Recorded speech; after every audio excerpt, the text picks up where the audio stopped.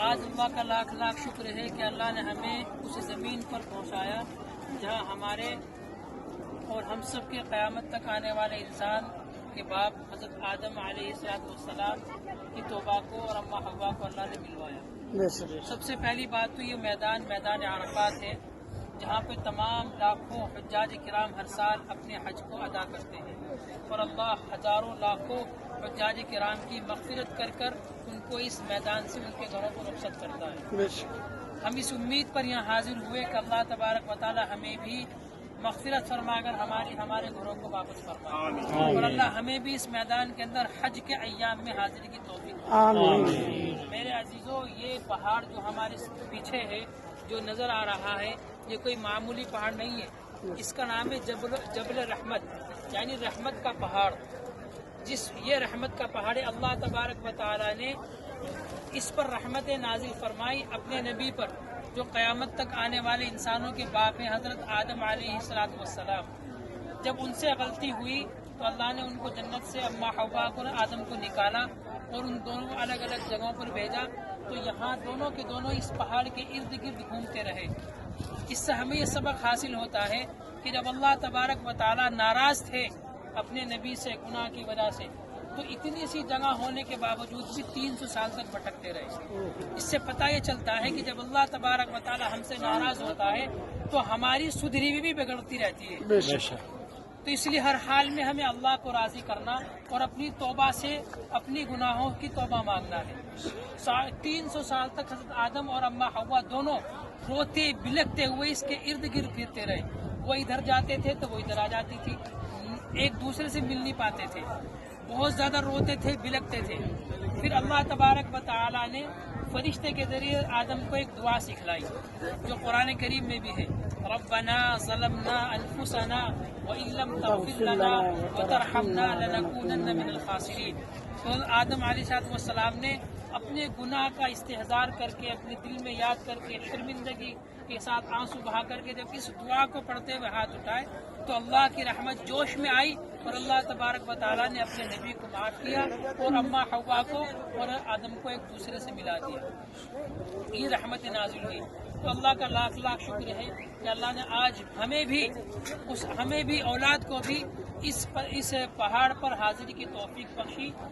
تو ہم بھی، ہمارے لیے بھی ہے کہ جس طرح ہمارے والد نے یہاں اپنے گناہ کی توبہ بھی مانگی، ہم سب بھی ہیں، ابن آدم ہیں، سمجھ گئے؟ ہم آپ سب بھی بنت حوا ہیں، تو ہم سب بھی یہاں اپنے گناہوں سے توبہ مانگیں اور اپنی مغفرت چاہیں۔ اور دوسری بات، یہ عرفات کا میدان ہے، اللہ سے دعا کریں، اے اللہ آج ہم اس حال میں حاضر ہوئے کہ یہاں سے واپس جانے کی ہمیں امید ہے۔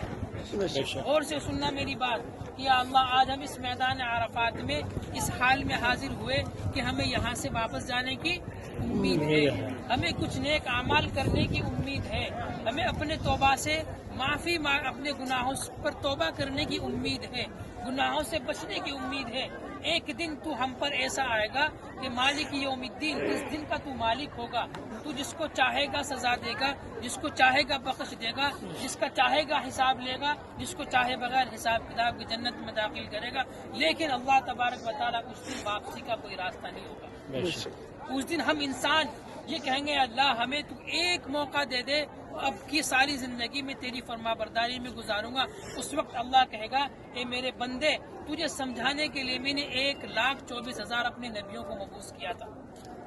اور اس کے بعد تا قیامت اس کے صحابہ اور تابعین کو تمہیں سکھانے کے لیے، اسی دن کو یاد دلانے کے لیے پیدر پہ میں نے لوگ بھیجے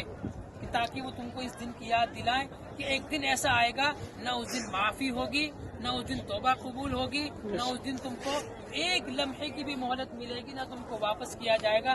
آج تو تمہاری بدعمالیوں پر تمہیں سزا ملے گی، نیک اعمال پر تمہیں جزا ملے گی۔ تو اس دن کا استحضار کر کے ہم دعا مانگے کہ اللہ آج تو ہمارے پاس موقع ہے کہ ہم یہاں سے واپس جانے کی امید ہے کہ ہم اپنے گھروں کو واپس جائیں گے، نیک اعمال کر لیں گے، اپنے گناہوں سے توبہ کر لیں گے، اپنی مغفرت طلب کر لیں گے، سجدے تیرے سامنے سجدہ ریز ہو جائیں گے، سب کچھ کر لیں گے۔ لیکن اے اللہ ایک دن ایسا آئے گا ہم سب یہاں اس حال میں حاضر ہوں گے، واپسی کا کوئی راستہ نہیں ہوگا، معافی کی کوئی گنجائش نہیں ہوگی، مغفرت کی کوئی جگہ نہیں ہوگی، صرف اور صرف तराजू लगा हुआ होगा और हिसाब किताब होगा। कि अल्लाह उस दिन की गर्मी से भी हमें बचा, उस दिन के हिसाब किताब से भी हमें बचा, उस दिन की पकड़ से भी हमें बचा, और या अल्लाह उस दिन के आने से पहले हमें उस दिन की तैयारी करने की तौफीक अता फरमा। इस इंतजार के साथ अगर हम यहाँ आएंगे और इसी के साथ हम वापस जाएंगे तो हम कामयाब होंगे, वरना हमारा भी शुमार घूमने फिरने वालों में होगा। और घूमने फिरने वालों के लिए अल्लाह ने जिन जगहों पर अल्लाह ने तौबा को कबूल किया, जिन जगहों पर अल्लाह ने अपनी रहमत को नाजिल किया, अगर हम ईमान की हालत में उन जगहों पर हाजिर हों और वो चीज़ हासिल कर कर ना जाए जिसका अल्लाह ने कहा है और वादा किया है, तो अल्लाह तबारक व तआला ये कहेगा कि जब तू बेपरवाह होकर के गुजरा, मैं भी तेरी तरफ से बेपरवाह हूँ। अल्लाह हमें उस बेपरवाही से हमारी हिफाजत फरमाए और अल्लाह अपनी रहमत में हमें ढांप ले और अल्लाह हमें इस हाल में यहाँ से वापस भेजे कि हमारी मगफिरत हो। ठीक है भाई, पहाड़ पर चढ़ना चाहे कोई सवाब नहीं है, पहाड़ पर चढ़ने का